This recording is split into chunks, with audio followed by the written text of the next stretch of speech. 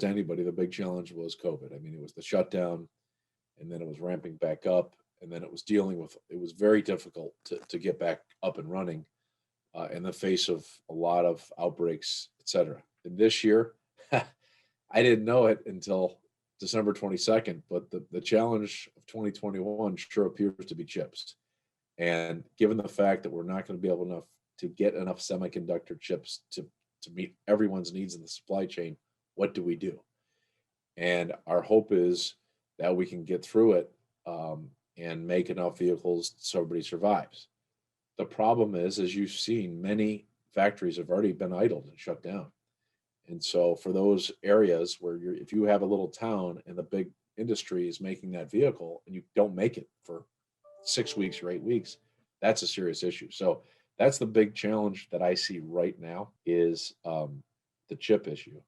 The second would be just long-term demand, seeing whether our economy can get back up and running and continuing to demand these vehicles. But right now, until this chip crisis happened, all the forecasters were saying we should have a pretty good 2021. But now we have to deal with this. So we'll see.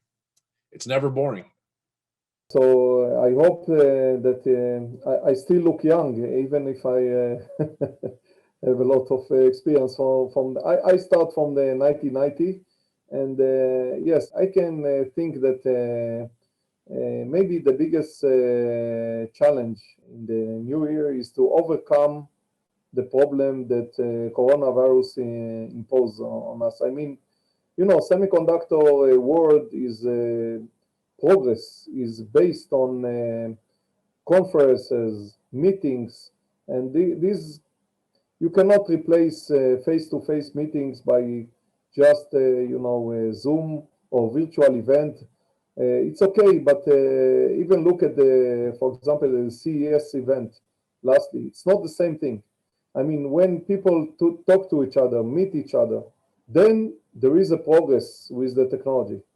So the biggest challenge is to not stop the progress in the semiconductor world because of the reason that people cannot meet and cannot visit and cannot go to events.